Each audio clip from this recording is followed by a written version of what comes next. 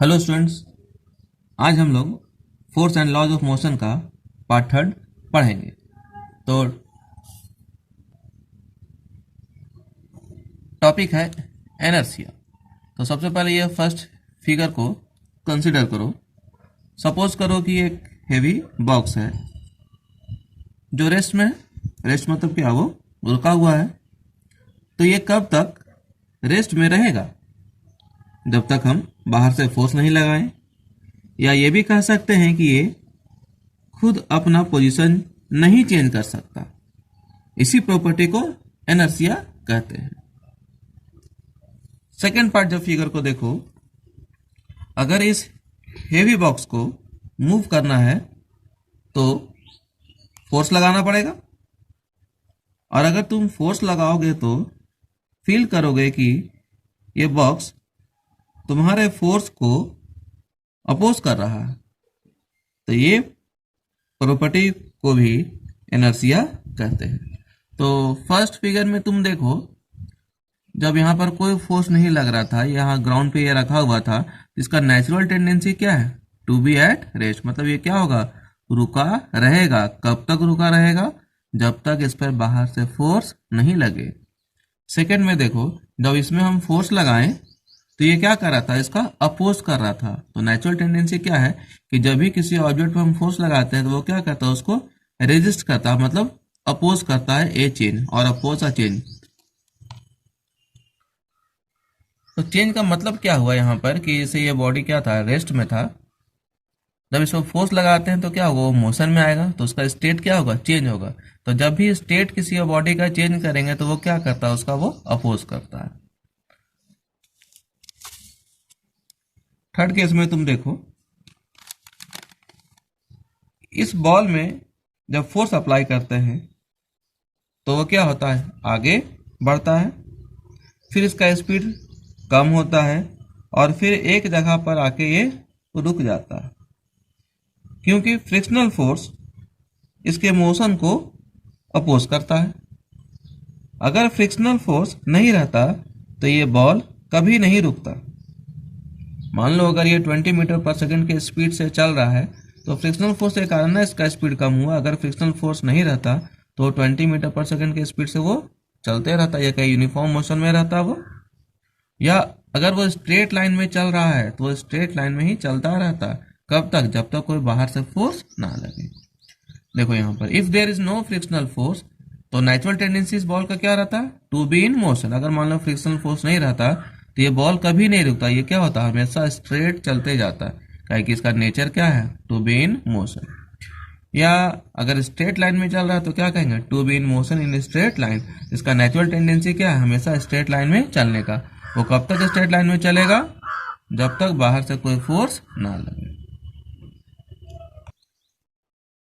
तो ये जो फिगर हम बनाए हैं तुमको बनाने का जरूरत नहीं है, तुमको यहाँ से कॉपी में नोट करना है, ठीक है। अब हम लोग देखेंगे इनर्शिया का डेफिनेशन क्या होता है। The tendency of a body to remain at rest और if moving to continue moving in a straight line is called inertia. ये क्या होता है? एक नेचुरल टेंडेंसी होता है बॉडी का कि अगर वो रेस्ट में है तो वो रेस्ट में ही रहना चाहता है, और अगर वो मूव कर रहा है तो वो मूव करता ही रहना चाहता है, और अगर वो स्ट्रेट लाइन में मूव कर रहा है तो वो स्ट्रेट लाइन में ही रहना चाहता है। या सेकेंड डेफिनेशन इसका और है, inertia is that property of a body due to which it resist a change. Inertia क्या एक प्रॉपर्टी है बॉडी का कि जब भी उसमें चेंज लाओगे, मतलब उसका स्टेट को चेंज करोगे, मतलब रेस्ट से मोशन में लाओगे, मोशन से रेस्ट में लाओगे, तो वो क्या करेगा? अपोज करेगा। तुम जो फोर्स लगाओगे उसको वो अपोज करेगा। Due to which it resist मतलब अपोज करना a change in state of rest और of uniform motion. Inertia of a body is of three types. Inertia के थ्री टाइप्स होते हैं। फर्स्ट है इनर्शिया ऑफ रेस्ट। अब देखो इनर्शिया ऑफ रेस्ट क्या होता है। It is the inability of a body to change by itself its state of rest. ये क्या है? इनएबिलिटी है किसी भी बॉडी का कि वो खुद से अपना स्टेट को चेंज नहीं कर सकता। जैसे यहाँ रेस्ट का एग्जांपल लिए हैं, तो अगर मान लो हेवी बॉक्स है जो ग्राउंड पर रखा हुआ है तो वो रेस्ट में है, तो वो खुद से आगे नहीं बढ़ सकता। ये होता है इनर्शिया ऑफ रेस्ट। फिर देखो inertia of motion, it is the inability of a body to change by itself it states of uniform motion. Suppose करो जो बॉल का एग्जांपल बताए थे हम, तो बॉल अगर यूनिफॉर्म मोशन में मान लो 20 मीटर पर सेकंड के कांस्टेंट स्पीड से मूव कर रहा है, तो वो रुकता क्यों है? फ्रिक्शनल फोर्स के कारण। अगर फ्रिक्शनल फोर्स नहीं रहता वो बॉडी क्या होता, वो मूव करता ही रहता, वो कभी नहीं रुकता। तो वही लिखा हुआ, it is the inability of a body to change by itself, वो खुद से अपना जो मोशन है ना ही स्पीड को बढ़ा सकता है, ना ही वो डिक्रीज कर सकता है, ना ही वो रुक सकता है। कोई एक्सटर्नल फोर्स लगेगा तभी उसका मोशन में क्या होगा, डिस्टर्बेंस आएगा। थर्ड है inertia of direction, straight line को कंसिडर करेंगे यहाँ पर। It is the inability of a body to change by itself its direction of motion. यहाँ पर क्या, अगर कोई बॉडी मान लो बॉल है स्ट्रेट लाइन में चल रहा है तो हमेशा स्ट्रेट लाइन में चलेगा, खुद से वो लेफ्ट या राइट टर्न नहीं ले सकता। हम फोर्स लगाएंगे तो वो अपना डायरेक्शन को चेंज करेगा। नोट्स पॉइंट कुछ देख लो। अब इनर्शिया को मेजर कैसे करते हैं? Mass is a measure of the inertia of the body. अगर इनर्शिया को मेजर करना है तो मास को मेजर करना पड़ेगा। Number 2, heavier objects have more inertia. जो हेवियर ऑब्जेक्ट है उनमें ज्यादा इनर्शिया होता है देन लाइटर ऑब्जेक्ट, हल्के ऑब्जेक्ट से कंपेरिजन में। For example a stone has greater inertia than a football. एक स्टोन में ज्यादा इनर्शिया होगा फुटबॉल से। जैसे देखो इसी को हम और बताते हैं स्टोन का एग्जाम्पल से। If you kick a heavy stone it will not move because of its high inertia. अगर एक हेवी स्टोन रखा हुआ उसको तुम किक करोगे तो वो नहीं मूव करेगा। But if we kick a football, अगर फुटबॉल को किक करते हो, it will move a long way, वो दूर तक जाएगा। Thus a stone resist a change in its state better than a football. तो स्टोन का क्या रहा, उसका जब स्टेट को हम लोग चेंज करने जाना तो वो ज्यादा रेजिस्ट कर पा रहा है।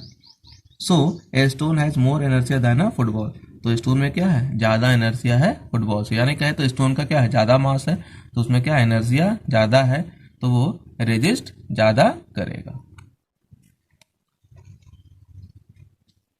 अब है Newton first law of motion, इसको लॉ ऑफ इनर्शिया भी कहते हैं।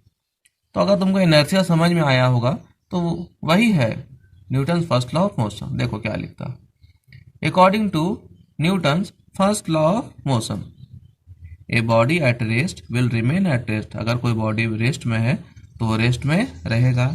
And a body in motion will continue in motion in a straight line. अगर कोई बॉडी मूव कर रहा है स्ट्रेट लाइन में तो वो मूव करता ही रहेगा विथ अ यूनिफॉर्म स्पीड, मतलब constant speed, unless it is compelled by, जब तक उसको कोई फोर्स बाहर से मजबूर ना करे। कंपेल्ड का मतलब था मजबूर करना।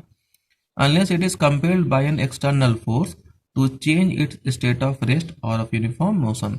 तो जब तक कोई बाहर से फोर्स नहीं लगेगा तब तक बॉडी जिस स्टेट में, अगर वो रेस्ट में है तो वो रेस्ट में रहेगा, अगर वो मोशन में है तो मोशन में रहेगा, और अगर स्ट्रेट लाइन में चल रहा है तो वो स्ट्रेट लाइन में ही रहेगा। कब तक, जब तक कोई बाहर से फोर्स ना लगा। यही है न्यूटन फर्स्ट लॉ।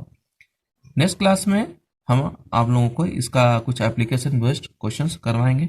आप लोग का होमवर्क रहेगा, यहां से लेके यहां तक आपको नोट करना है। ये हम समझाने के लिए बताएं तो ये आपको नोट नहीं करना है, यहां से आप नोट करना शुरू कीजिएगा